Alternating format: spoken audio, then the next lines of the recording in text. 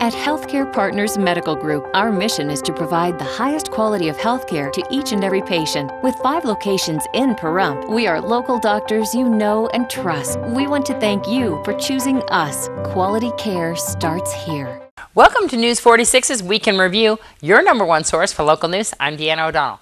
Luckily, no one was injured as a result of a single vehicle rollover on Banovich Street this past week. A single vehicle rollover right after 4 p.m. on Banovich and Venza Streets. Pahrump Valley Fire and Rescue arrived on scene along with Nye County Sheriff's deputies to find a sedan overturned next to a residential fence. It appears that 5 people were inside this sedan when it overturned. However, there was one report that a male had pulled a knife on a passerby who tried to help. Pahrump Valley Fire and Rescue checked out all occupants on scene. Nye County Sheriff's deputies are investigating the cause of this accident. This is Deanna O'Donnell on Banovich and Venza for News 46. One man was injured when his golf cart and a small pickup truck collided last week at Wilson and Margaret Streets. A 2-vehicle accident right around 7 a.m. this morning on Wilson near Margaret Street prompted Pahrump Valley Fire and Rescue and Nye County Sheriff's deputies to the scene, where one man was laying on the ground. Originally reported as a vehicle versus pedestrian accident, Nye County Sheriff's deputies quickly learned that the small pickup truck and golf cart that the victim was driving actually collided. Pahrump Valley Fire and Rescue transported the one male patient to Desert View Hospital with injuries. He was alert and speaking on scene. Nye County Sheriff's deputies are investigating the cause of this accident. This is Deanna O'Donnell on Wilson near Margaret for News 46. A special meeting was held at the Board of County Commissioners regarding the redistricting of Nye County. The districts had to be redrawn after the 2010 census. The Nye County's population increased from 32,485 in the year 2000 to 43,946 in 2010. A county commission map up for consideration would draw 4 out of the 5 commission districts solely in Pahrump and 1 for the entire northern county. Each of the 5 commission districts must be as close as possible to 8,789 residents. We got a copy of the map. We've looked it all over, and I think that's a great plan. First name Edward, last name Ledesma, and I'm in support of this Osborne plan. And I'm just here to voice my support for the Osborne plan. And I think it does reflect the population change and stuff like that. I think it's a fair plan. So, for the plan that's come to be known as the Hollis-Osborne plan. I just wanted to add my support for the plan of redistricting. I believe it's time that we took a look at the numbers and apportioned it appropriately. Thank you. And I am a current resident of the current District 3. I'm not in agreement with the way the redistricting plan was put together. The first part I'm not in agreement on is the name of the redistrict. I know it's frivolous, name Osborne. If I recall, Osborne is an employee of the county and not a county commissioner.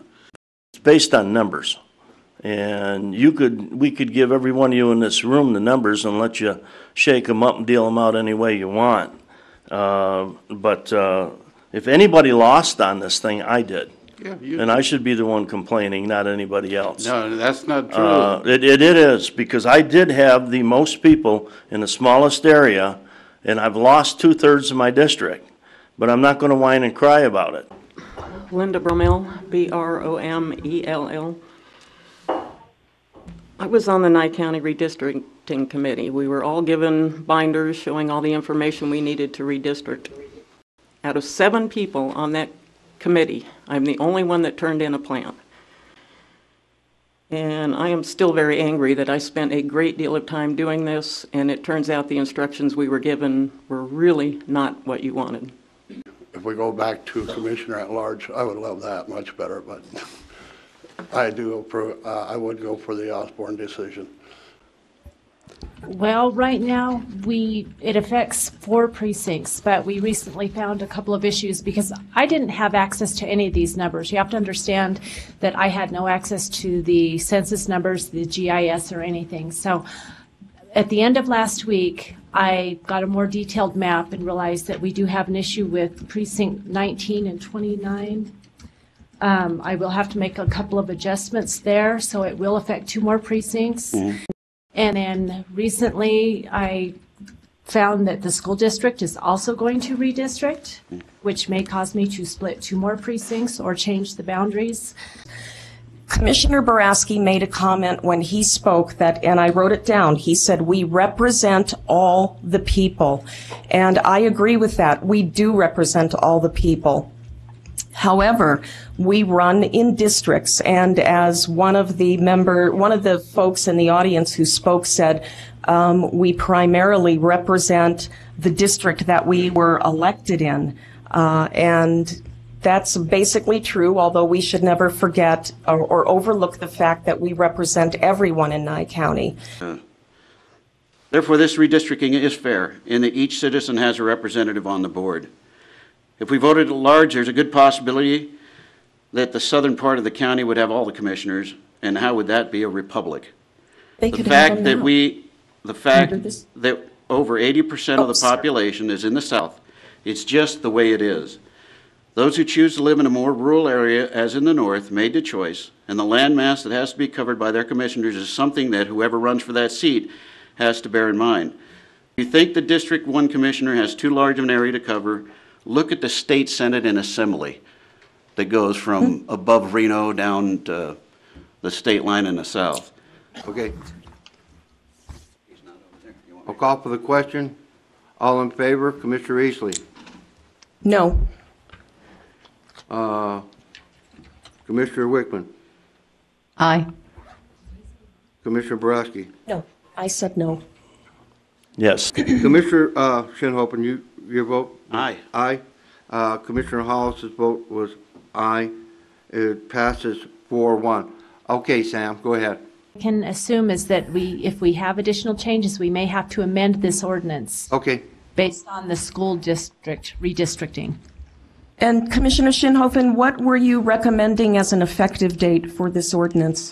I defer to the clerk, I believe, here on this. December 12th. December 12th. December 12th. December 12th? Still more local news to come when News 46's News and Review returns. Pahrum's most watched and #1 media source for local news and weather with Deanna O'Donnell. The Calvada Duck Pond is ready to go. With a new cement base, the pond looks better than ever. The new duck pond is here. The new duck pond is here. We're going to speak to Commissioner Gary Hollis about the new Calvada Duck Pond. Well, it's been lined with plastic and gun-nighted, so it's ready to be looked at. And so it looks like a cement. Yeah, it's a grout cement. And so we decided to do this instead of what we had before. Well, we had clay before, and clay's a little less expensive than this, but the commissioners decided that they would go this way, so that's fine. So tell us what we're going to be doing now from this point. On the duck pond? Yes. Well, hopefully we don't get too many ducks. The ducks is a problem because of the waste that they give off, and that means that it pollutes the water, and if we can't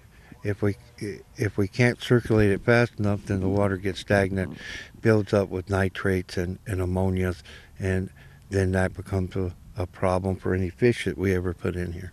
So we will be putting fish here? It's possible, yeah, we could. And so we won't be bringing back the ducks that we originally moved down to the other pond on the south end of town? No, I don't believe we will. We'll leave them right where they're at. They've got a home now, and we'll leave them there. And so we're hoping to keep this as clean and as sparkling as it is right now, or at least close to it. I know we have a pump system here too as well. Yes, we're gonna have a water feature on the far end there, which will pump the water from here up to the water feature, and that will keep the circulation of the pond. So are we putting any more things on the side areas over here, or is this going to be what? That'll be up to the commissioners what we do in the future. Things revolve around what the public brings to us, and then we do other things. Will this be the water level that we're going to be keeping it at? As far as I know, that'll be it. And when do you think we'll be introducing the fish? I have no idea. We'll talk with the state fish and wildlife people and see if they are willing to put some fish in here. Wonderful. And so this area can be used now, right? I know we've had a lot of weddings here. We've had parties here. Sure. You just have to get with building and grounds, and if your project is all right and you have the insurance to have your wedding or your event here, yeah, I mean, that's what this is for. It's for everybody to enjoy, and we want everybody to enjoy it. This is Deanna O'Donnell in the Calvada Duck Pond for News 46. Firefighters from Pahrump Valley Fire and Rescue were honored with the Medal of Valor Award for their efforts in fighting a fire at AmeriGas in August. Fire Chief Scott Lewis gave 5 firefighters their medals at the Pahrump Town Board meeting. In August, AmeriGas had a propane fire. We did a series of reports regarding the danger of that fire and Pahrump Valley Fire and Rescue's response to it. As you may know, Pahrump Valley Fire and Rescue Fire Chief Scott Lewis presented 5 of his firefighters with the Medal of Valor. We're going to speak to Chief Lewis. This is a result of the propane fire that occurred up at the AmeriGas 2 facility on East Charleston Park on August 16th of this year. Tell me some of the criteria for getting this medal. Well, we have very specific objectives that are established within the department. I'll read them to you. The first one is outstanding bravery, above and beyond that expected in normal course of duty, where risk of life actually existed, and the firefighters had sufficient time to evaluate the risk. In other words, they understood the risk at the time. It wasn't something that was unknown to them. Where the objective was of sufficient importance to justify the risk, obviously saving the 1 square mile surrounding the facility or plus, depending on the size of the potential explosion. And where the firefighters accomplished the objective, which they clearly did. They extinguished the fire with no further extension to the 2 large tanks, and thus there was no explosion that occurred other than the one that precipitated our response. I know we have 2 30,000-gallon tanks on that property and numerous smaller tanks as well. When you guys went into that fire, I know that you guys had a little discussion about seeing each other on the other side. You were well aware, and we found out later how close we got to actually having a major catastrophe on our hands. We have been called to that facility on several occasions, not necessarily because of fires, but the fact is there's a burn-off tower there. So excess fuel is regularly burned, and thus you see a flame from Highway 160. So many times we get called for an actual building fire there. In this particular instance, the dispatch was a little bit different. It was relating an explosion and a subsequent burn victim. So we knew we had some kind of event. We just didn't understand at that point what the extent of it was. As we were approaching the scene, we had the only thing that was visible from the street, which we would call Division A, was that burn-off tower. So we really were uncertain as to what we had. We knew we had a burn victim. That patient was being tended to by our crews. Until Engine 4 did a reconnaissance of the property, we did have an audible alarm sounding from the fire flow from the sprinkler systems. So we knew water was flowing, but until they got in the backside and saw what they actually had, that's where we first understood the gravity of the situation. We understood the potential, but didn't know exactly where we were in that process. It was a hard situation because so many smaller cylinders were on fire or in the vicinity of the fire. Well, they were leaking, they were on fire, they were moving throughout the facility. Some were leaving with great force. They were extending to areas. There was up to approximately 30,000 individual 20-pound cylinders on that property, as well as the 2 30,000 storage tanks. If anyone recalls the explosion that happened in North Vegas a couple of years ago, that was the magnitude plus a little bit greater because we actually have more product on the facility here. I know that we've asked people to go online and look at those type of explosions because there is actual video of those. I can't remember the name of what it is that it's called. Levy. That's a boiling liquid expanding vapor explosion. And really what that is an external flame source or heat source impinging on a vessel. The interior of that vessel with the product continues to expand until such point you have a catastrophic release. And that's really what a BLEVE is. Very dangerous, highly explosive, high-grade forces, takes out a lot of property and damage, and obviously kill many people if it really was a situation that unfolded like that. Congratulations to the Pahrump Valley High School Band for finishing 4th in the band competition Sounds Across the Valley in Las Vegas. 12 schools from various states competed. The top 3 continued to the finals. This was Pahrump Valley High School's first time competing in years and the first time for music director David Tomasini. We speak to him at the upcoming concert and his women's choir. On December 20th, the Pahrump Valley High School Band, the men and women's choir will be having a holiday performance. The entire community is invited. It's a wonderful way to support your local band and choir. Return, return, return, return. Aye, aye, aye, aye, This is our 76-member women's choir. This is wonderful. What are we preparing for right now? Are we doing a music concert? We are preparing for our Christmas concert. We're also just practicing singing independently and singing together to create harmonies. The zombie Halloween performance, well, we got to the school 4 hours before our concert, and we put on liquid latex and a lot of makeup. Oh, I heard about this. I heard about your removal of this. Yeah, and basically it looks like flesh, and we actually had a true zombie Halloween concert in which all of our members performed in a horrifying way. There you go. And I know that the latex was a little bit harder to remove than you anticipated. This is true. Was it hard? Yes. Maybe we should ask someone. So tell me, we're doing a Christmas concert. The public is invited. They can come see the choir, can't they? Yes, so our choir concert is going to be on December 20th at 6:30 in the gym at the high school. We don't charge for tickets, but we always ask for donations. And we are going to be preparing, this is going to be our first Christmas concert in several years, so we're just going to make it the best we can. This is going to be the band, the men's choir, the women's choir, tell everything. It's going to be, the drumline will be involved. We'll have our concert band as well as the men's choir, the women's choir, and then we're going to combine together for one giant finale. This is going to be fantastic. So people can help donate and support the choir, the band, and all of the music arts here at Pahrump Valley High School. Yes, we'd really appreciate it. You can call and ask for me, David Tomasini. You can email, you can write, you can come in and check out what we're doing. We love having guests and visitors.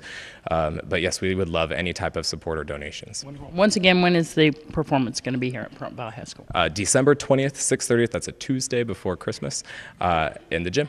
I greet you in peace. Welcome, my friends. I greet you in peace. Welcome, my friends. I greet you in peace. Welcome, my friends. I greet you in peace. Pahrump Valley High School band and choir is in great need of your support. If you would like to help out, give the high school a call at 727-7737 and ask for David Tomasini. This is Deanna O'Donnell for News 46. People lined Highway 372 beginning at the Calvada border to welcome Pahrump's first ever community Christmas tree. Well, Pahrump has its first ever community Christmas tree. Thanks to Karen Jackson here at K9 Radio, Commissioner Gary Hollis, Wolfenstein Construction, the Nye County Sheriff's Office also led the tree in. It is 30 feet tall. We're going to speak to a bunch of people who are involved today. I'm here with Commissioner Gary Hollis, Becca Bergman, Karen Jackson, and who do I have here? Don Stout. And Don drove the truck today. Our hero. Yay. Our hero. Yay. What were you delivering today? I brought the Christmas tree in for the town of Pahrump. Our community Christmas tree that Karen Jackson has so wonderfully made it so that we're going to be decorating and putting it at Saddle West. Yes, we are. Don will be back with me Saturday to move the tree to Saddle. And we'll stand the tree on Saturday. And Community Decorating Day is Sunday at 9 a.m. So I know that Commissioner Hollis and Karen drove in the truck too. Yeah, it was a little uncomfortable with her on my lap, but I think you liked it. It's probably just as uncomfortable for her. There you go. I heard Becca mentioning that on the radio. Just holding down the fort and making sure things went smoothly. It's wonderful. So how big is this tree? 30 feet tall and 16 feet in diameter. They actually had to kind of fold the top to get the tree in, right? Right. And they cut a bunch off the bottom to get the tree in. We have Wolfenstein Construction to thank for this. Absolutely. Yes. Where did we get the tree from? Grants Pass, Oregon, and it's JCP Products. So I know that we had a contest about decorating the tree. Mm-hmm. And we're in the process of voting. We'll finish the voting next week. And what was the contest with the commissioner? It was what was that about? I had all the children write in telling me why they should be the one to help Commissioner Hollis flip the switch. Are you going to flip the switch, Gary? Absolutely. It's going to be great. This is going to be a great decorating party. Tell everybody how we're going to be doing this. Oh, well, everybody's invited to come out next Sunday, 9 o'clock. Valley Electric will have the bucket trucks out there so we can do the top of the tree and what have you. The grammar school children are making ornaments for the bottom. From Valley High School Art Department has made a beautiful star for the top of the tree, and we'll fill it in between. I know you did this all between a food drive that you were doing today, too. You know, it was getting a little complicated, but we got it done. A little complicated. There Don, she is, throwing me under the bus again. Yeah, Don had to cool his jets for a while till we got done so we could go meet him. Wonderful. This is going to be a great party next Saturday. Everybody should meet you at the Saddle West? To help decorate at 9 o'clock, but the official tree lighting is December 3rd at 5:30. And that's where Commissioner Hollis will be flipping the switch with whatever child wins. And that'll be a rough week for me because I fly out on Thursday to D.C., get back Friday, and then I got to be back with her again. Karen's demanding, isn't she? Hey, we got to get it done. Thanks so much, Karen. Can you tell how everybody can also help with that food drive that you're doing? How can people still donate? They can take the county offices and the town offices have bins out in front of the offices from 8 to 5. What you can put in there is non-perishable. Don't put a turkey in there. It's non-perishable. Who do we have all to thank for this Christmas tree? We have Secret Santa. Yeah, there was a secret donation that was given to you. Yes. Tell me, Gary. No. Not on your life. No, that's not to be disclosed. And once again, they'll be taking that Christmas tree to Saddle West this Saturday morning. If you want to get there at 9 o'clock, you can actually help see the tree go up. Thanks to Karen Jackson and all those involved, including Commissioner Gary Hollis, Becca Bergman, Wolfenstein Construction, and the Nye County Sheriff's Office. This is Deanna O'Donnell at KNI Radio for News 46. More with News 46's News and Review. Stay tuned. Pahrum's most watched and #1 media source for local news and weather with Deanna O'Donnell. Welcome back.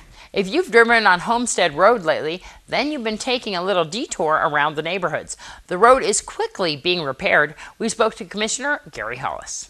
Ready to start doing some work on 4-laning that part of the road, and they're working as fast as they can so that we can get those detours off. So that's Homestead. We're going to make it a 4-lane?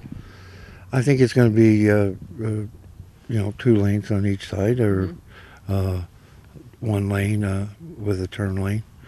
And I know that they've been detouring it around and working kind of quickly. Yeah, well, that's the way Public Works works. So what is our hopes all the way down? How far are we going down that roadway? I believe, if I remember correctly, to Gamebird.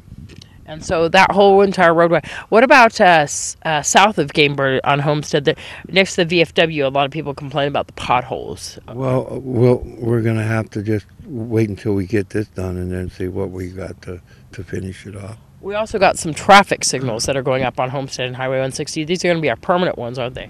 The permanent ones will be put up, yes. And right we'll be taking down the temporary?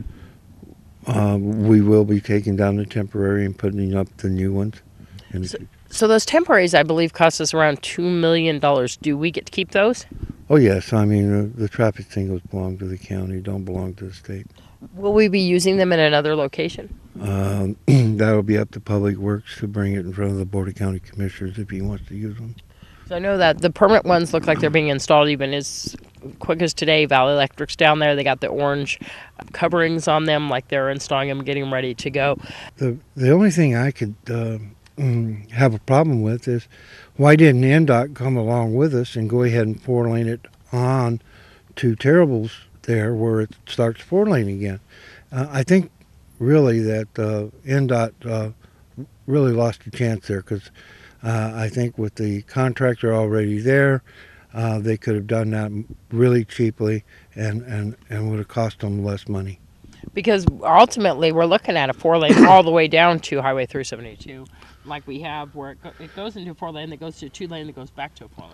Yes, that's the problem, and traffic doesn't move well when you go from 2 to 4 to 2 to 4. Yeah. You bottleneck up at the two lanes. So, and it also is an accident-prone area because people want to get home, so they take chances, and that's not good either.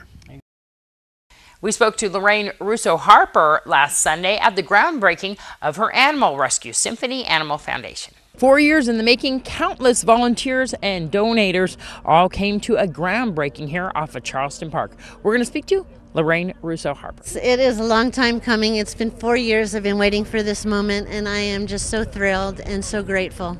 Before we actually break ground on this historic day for Pahrump and Symphony Animal Foundation, there's quite a few people that I'd like to thank. First and foremost, Karen from K9 Radio. She has been one of our biggest supporters. Yay! Not only is she supportive of Symphony Animal Foundation, but she's supportive of everything that this community does. Yep. She is.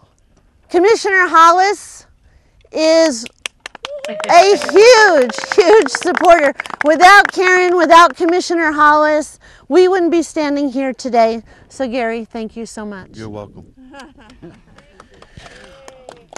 I'd like to thank all of the county commissioners for their support. Dan Schinhoven is here with us today, and the county has just been phenomenal in helping us achieve what we are able to achieve this moment.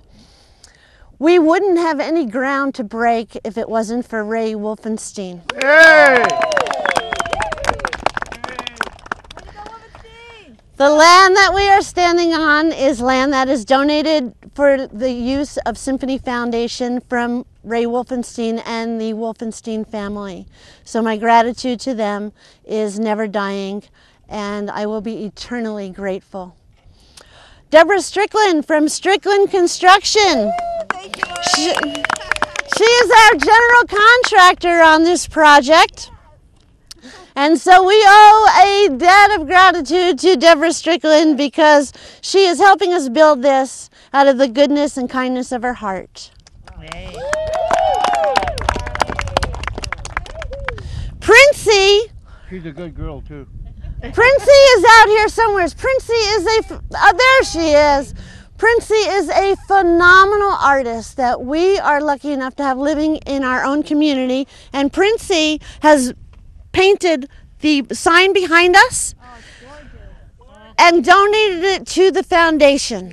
So Princey, thank you so much, and it will be proudly displayed when our facility is built. And the camera people can get a picture of the back because it is a dual-sided side.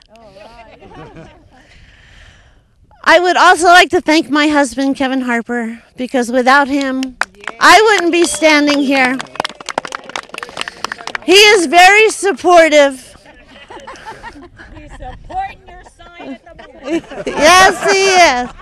To all our volunteers, to everybody that is here today, thank you so much. Pahrump Valley Times, Channel 41, thank you for your support. You guys cover every event that we do, all of our fundraisers. We are very grateful, so thank you so much. And I think if you guys want to do it with me, I think we should start moving some dirt. Yeah. Well, 32-year-old Ivan David was tragically killed on Halloween night in the intersection at Basin and Highway 160. Friends and family held a candlelight vigil this past week at the site where their loved one passed away. We're standing next to a memorial on Highway 160 and Basin. The family of Ivan Patrick David joined here the other night for a candlelight vigil for the 32-year-old Henderson man who lost his life right here at this intersection. As you may remember, on Halloween night, the motorcycle that Ivan David and his girlfriend were riding here through this intersection and a SUV collided. Nye County Sheriff's deputies, Pahrump Valley Fire and Rescue, and Nevada Highway Patrol were all on scene here for the rider of the motorcycle and his passenger, who both took a severe impact. Mr. David was transported here locally where he lost his life tragically. Of course, this memorial here remembers the life that was so tragically lost, as well as his girlfriend, who was also injured in that accident. All of us at KPVM would like to send our condolences to the family. This is Deanna O'Donnell at Highway 160 and Basin for News 46.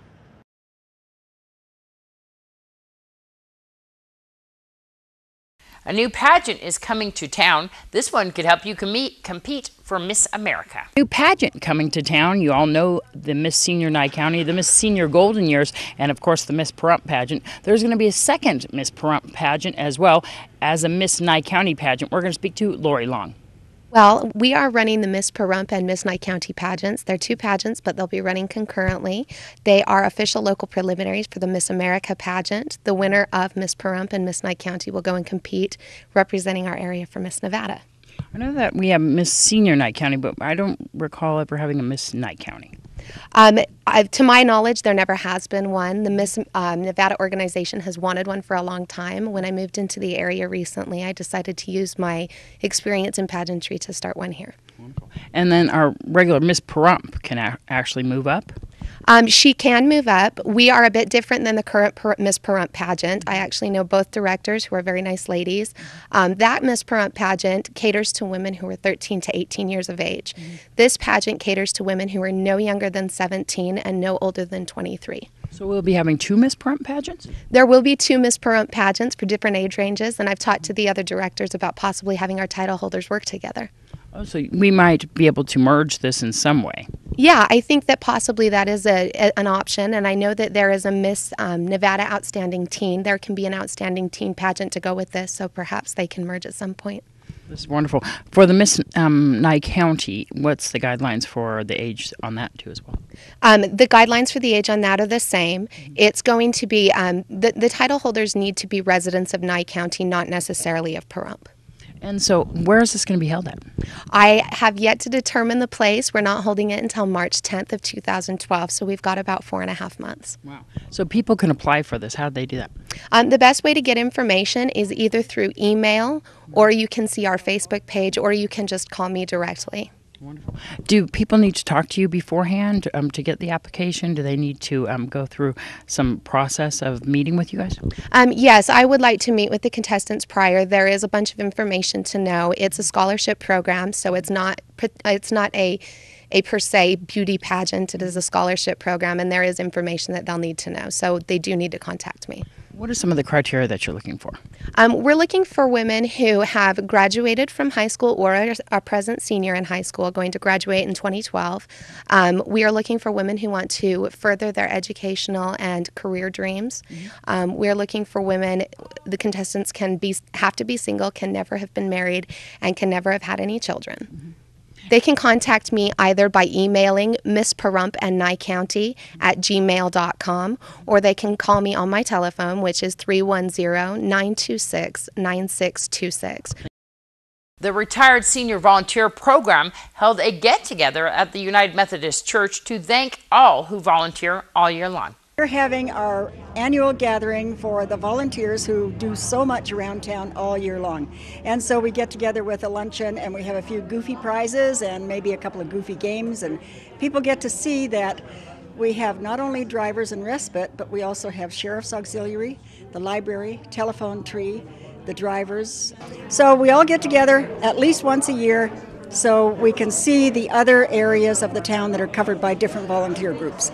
This is a great event, and it kind of says thank you to the volunteers. You have volunteers in RSVP, Retired Senior Volunteer Program, but you also provide money for people who drive. Yes, we do. We have the transportation program where someone will drive a senior, pick up a senior, and take them primarily to medical appointments. And when we have enough drivers, we will also take the seniors shopping, haircut, library, the bank, those kinds of things. How rewarding is it to be a volunteer for a program like RSVP? I think it's great. I can't imagine not doing it now that I've been here 5 or 6 or 7 years. And people are so thankful that we're here, and that's what makes us keep going. It makes me feel good, to be honest with you. How many volunteers do we have now? We have 41. 41, there you go. And that also includes respite care providers as well. And tell what respite care is. Respite care is where a person, one of our volunteers, goes into a home for 4 to 5 hours at a time to allow the family or the paid caregiver to take a break from their 24-hour-a-day, 7-day-a-week responsibilities. It is actually a lifesaver in many cases. It really saves lives. It really helps out the family members. It's so important for them to have their time on their own so that they can recharge and kind of, take care of anything that they want to take care of by themselves without having to worry. Exactly, and if they want to go down to the duck pond and take a walk, if that's what keeps your sanity, that's what you need to do. Because unfortunately, 60% of the caregivers die before their patient. And what happens to the loved one, the patient then? They need to be supported by the community in a care home somewhere. So respite is a much better answer, I think. And what I see on a daily basis, I really do believe it's a great answer for this issue. The telephone tree, anybody can help volunteer for this too as well, right? Yes, exactly. And you can call as many people as you feel like during the week and just make sure that they're okay. If they need something, then the telephone tree caller calls me to let me know. What does a telephone tree do?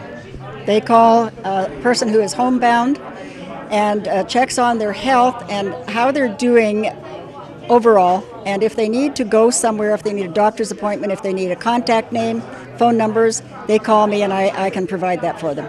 If people want to volunteer for respite care, I know that there's some training involved there, but if they want to volunteer to be a driver or the telephone tree or even to go through the training for respite care, how can they do that? Or if people need this service?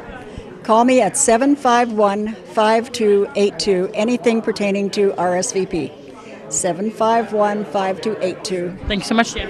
And thank you, and I want to give a thank you to Vern for all the support he provides to RSVP. Well, it looks as though the Super Committee is deadlocked as to a plan to a $1.2 trillion debt reduction. Some say one person may be to blame. As head of Americans for Tax Reform since 1986, Grover Norquist has transformed a single issue, preventing tax hikes, into one of the key platforms of the Republican Party. His biggest coup was getting more than 270 members of Congress and nearly all of the 2012 Republican presidential primary candidates to sign a pledge promising never to vote to raise taxes. But some opponents say the pledge may be hindering a solution to America's debt crisis. The Joint Congressional Committee on Deficit Reduction has just 3 days to reach a deal eliminating at least $1.2 trillion from the nation's debt using some combination of cutting, spending, and raising taxes. The person at the heart of those negotiations, and some would say the person responsible for the deadlock, is neither a member of Congress nor the holder of any public office. He's a lobbyist and a conservative activist named Grover Norquist, who over the years has gotten virtually every Republican congressman and senator to sign an oath called the Pledge. It's a promise that they will never, under any circumstances, vote to raise taxes on anyone. And so far, Grover Norquist has held them to it, controlling 279 votes, including the Speaker of the House, the Senate Minority Leader, and all 6 Republican members of the Joint Committee on Deficit Reduction. A lot of people think he's the most powerful man in Washington. This morning, markets around the world are reacting to the news that the Deficit Reduction Super Committee has failed to reach an agreement on $1.2 trillion in spending cuts. Now the question remains, how will Washington deal with the nation's $15 trillion debt? The Defense Secretary warned automatic cuts could tear a seam in the nation's defense. The solution, Democrats insist, must include raising taxes on the rich. Republicans insist Medicare cuts don't have to hurt the elderly. Congress still needs to deal with extending unemployment, a big cut for Medicare doctors, and the expiring payroll tax break, all before the end of this year. President Obama said this morning that he would veto any effort by lawmakers to repeal a requirement for $1 trillion in automatic spending cuts to be triggered after the Super Committee fails to agree on terms to save the country at least $1.2 trillion over the next 10 years. This is Deanna O'Donnell for News 46.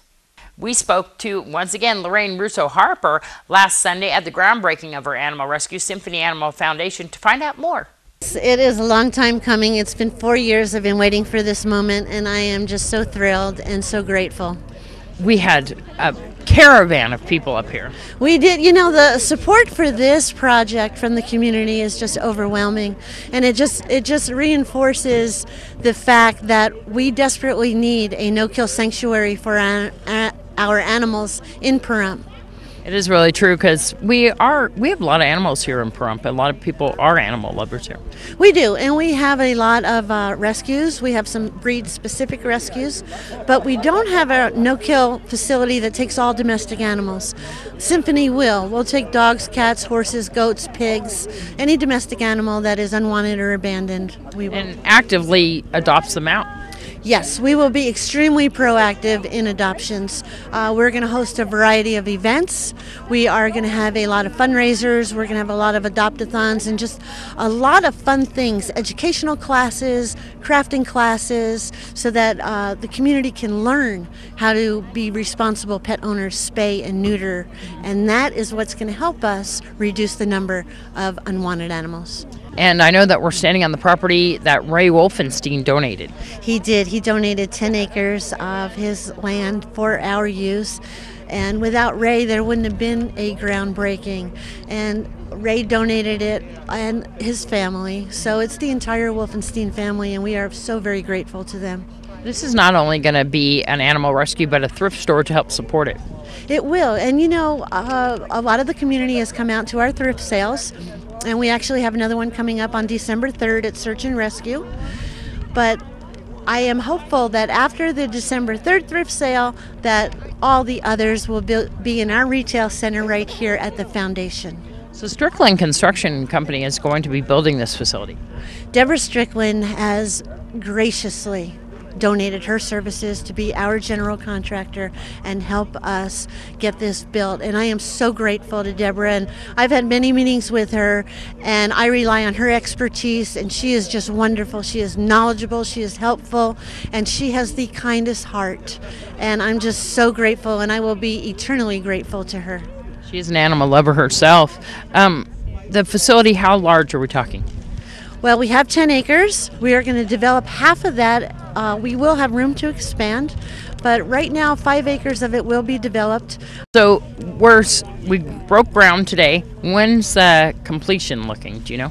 It might take a little longer, but free is in the foundation's budget. So I know that we're going to have a whole lot of volunteers working here. If people want to help out, how can they do that? You know, we have a website, symphonyanimalfoundation.org, where they can get information. They can call me at 702-528-4997, and I can get them in touch with a volunteer where they can get an application. We're going to need so much help when this facility is built because it's a massive undertaking. And there are so many animals that we will be full within the first week that we're open. Yeah. Really true, but people can help out. People can still adopt. You have animals right now that you're adopting out. We do. We had an adopt-a-thon yesterday, and we adopted out 4 cats and 6 dogs. And if they get in touch with me, you know, I work at Wolfie's in the Best Western. They can always reach me there. They can call me on my cell phone, 702-528-4997, or email me at safanimals@aol.com. And we have wonderful animals that are looking for loving forever homes. The Nye Communities Coalition building on West Street is the new venue for this year's Community Thanksgiving Feast. Yes, it's a wonderful event that happened. If I have this, and Billy will be able to straighten me out, Dave Yoder, who is with Wings of Love, was the one who suggested coming here. Do I have that right? Yeah. And then I don't know who negotiated with Tim to get this place, but we were concerned about how we were not going to have a place after the Root Center. But what we all found out is you cannot outgive God. God wants us to work in our community, and this is voila. And you have to see the kitchen, but I'm going to let Billy take over from here. Well, we put on a terrific program here, entertainment-wise and food-wise. And we're just hoping everybody that they just come down and enjoy. This is a good place to fellowship and enjoy your neighbors, you know, get to meet them. That's what it's about. Tim, this is a perfect location for a substitute for the Bob Roode Community Center. It just seems natural. Yeah, we're really excited about the new location. We've actually just been here about a month now, and this will be the first large community event. We've already hosted a number of other small events. So we're just really excited to be able to host the Thanksgiving and actually Christmas dinner as well. Wonderful. Are we going to be having other events here in this location? We haven't even started to promote it as a facility to use yet, and people are finding us. So we're quickly trying to develop a policy and a practice on how to utilize the space. So, Linda, I know that this feast brings together so many different people to thank for this. Tell a little bit about what we're expecting. Well, right now we're putting our names out there to get people for rides, pickups, and delivery. And we're working with all the care facilities in town. We're getting a tremendous response. The people out there are so looking forward to this, and I think they're now getting used to that there is a Thanksgiving Day dinner that goes on in our community. We're going to be serving 1 to 3, as we normally do. And of course, we'll start our deliveries a lot earlier so that we're not all clamoring together and bumping into one another. So people can contact you for more information about volunteering, donating, and as well if they need to be picked up or if they just want to attend the event and need more information. Where are we located? We are at 1020 East Wilson, and that's sometimes a little tricky because that's our address, but we actually face West Street. So we're right across from the district office. Well, that's it for News 46's Weekend Review. Some of the weekend events include at the Prump Nugget on Friday night, and if you're seeing this on Saturday, then you've probably not seen it, but it's definitely worth going by.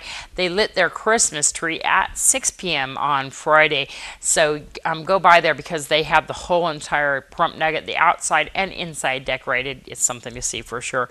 Saturday at 9 a.m., the community Christmas tree is going to be put up at the Saddle West Hotel Casino outside. If you would like to join those festivities, you can definitely show up there at 9 a.m. and they're going to have a wonderful event there and helping decorate that tree. Saturday at 11 a.m. until 1 p.m., Maria Russell is going to be at Cup of Faith there on Postal Road. She's a performance artist and is going to perform for those 2 hours there on Saturday. And of course, we hope that you had a wonderful Thanksgiving and wishing all your family all the best during this holiday season. I'm Deanna O'Donnell for News 46.